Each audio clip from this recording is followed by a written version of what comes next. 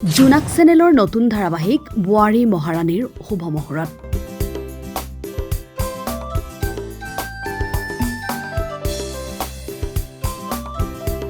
Brahmaputra tele production private লিমিটেডৰ মনোৰঞ্জন ধৰ্মী চেনেল জোনাকত সম্প্ৰচাৰ হ'বলগীয়া এখন নতুন ধাৰাবাহিক বোৱাৰী মহাৰাণীৰ আজি জাপৰিকুকত শুভ মুহূৰ্ত সম্পন্ন হয়। আৰম্ভণিতে বন্তি প্ৰজ্বলন কৰি নাৰিকল ভাঙি মাংগলিক কাৰ্য সম্পন্ন কৰে জ্যেষ্ঠ অভিনেতা ভৱেশ দাসে। বন্তি প্ৰজ্বলনৰ লগতে কেমেৰাত মাল্যাৰ্পণ কৰে দক্ষ পৰিচালক মুকেশ মিশ্ৰাই। অনুষ্ঠানটোত চেনেল হেড মীনাক্ষী গগৈৰ লগতে শিল্পী কলাকুশলী আৰু সাংবাদিক কুলদীপ বৰ্মনৰ লগতে বহুকেইগৰাকী ব্যক্তি উপস্থিত থাকে।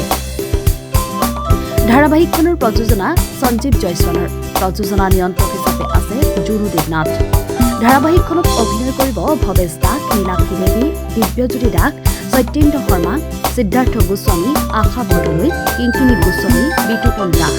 দৃশ্যগ্ৰহণ দিগন্ত শৰণীয়া, সহযোগী হিৰণ্য দাস আৰু পুল শৰ্মা, পোহৰ প্ৰণৱ শৰ্মা আৰু ধ্ৰুৱ, ৰূপসজ্জা অপৰূপা। ধাৰাবাহিকখনৰ পৰিচালনা জনপ্ৰিয় পৰিচালক মুকেশ মিশ্ৰাৰ। সহপৰিচালনা কৰিব প্ৰাঞ্জু প্ৰিন্সে।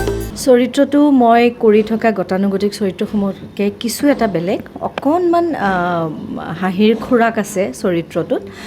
খুব সুন্দৰ এটি চৰিত্ৰ প্ৰজ্ঞা নামটো। বিশেষকৈ মই এতিয়া বহলাই নকওঁ, নহ'লে আমাৰ ৰাইজৰ গোটেইখিনি গমেই পাই যাব, উৎসুকতাটো নাথাকিব। আৰু ধাৰাবাহিকখনত মোৰ আটাইতকৈ ভাল লাগিছে যে কিংকিণী আছে, সিদ্ধাৰ্থ আছে বা ভৱেশ দা আছে, দিব্যদা আছে, মোৰ হাজবেণ্ডৰ চৰিত্ৰত তেখেতে এক্টিং কৰিছে।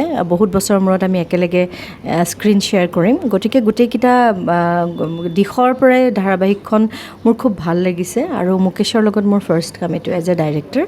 কেইটামান শ্বট দিলোঁ, খুব ভাল লাগিলে।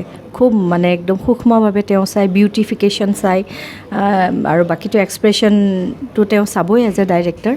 তো এগৰাকী নাৱৰীয়াই যেনেকৈ নাওখন ধুমুহা বতাহৰ মাজতো লৈ যায়, মোৰ বিশ্বাস তেওঁ ইমান সুন্দৰকৈ মানে শ্বটকেইটা লৈছে। গতিকে যিকোনো পৰিস্থিতিতে চিৰিয়েলখন এটা সুন্দৰ গতিত লৈ তেওঁ সমাপ্ত কৰিব, সেইটো বিশ্বাস আছে। আজি আমাৰ কাৰণে এটা খুব শুভ দিন এইকাৰণে কৈছোঁ যে জোনাক চেনেলত এখন নতুন ধাৰাবাহিক আহি আছে, বোৱাৰী মহাৰাণী। নামটো খুবেই সুন্দৰ, বোৱাৰী মহাৰাণী। এটা পৰিয়ালক লৈ এই গোটেই কাহিনীটো আৰম্ভ হৈছে। আৰু এই বোৱাৰী মহাৰাণীৰ পৰিচালনা মুকেশ মিশ্ৰ। ইয়াত অভিনয় কৰিছে, মই নিজেই কৰিছোঁ। আমাৰ আশা দেৱী আছে, আমাৰ কিংকিণী আছে, দিব্য আছে, ৰাজা আছে আৰু বহুতো শিল্পী আছে। আৰু এই ধাৰাবাহিকখন খুবেই ভাল হ'ব, কাৰণ এটা পৰিয়ালক লৈ যেনেদৰে কাহিনীটো আগবাঢ়ে, ইয়াতে এই কাহিনীটোৰ মাজত মানুহে গোটেইখিনি বস্তুৱে পাব।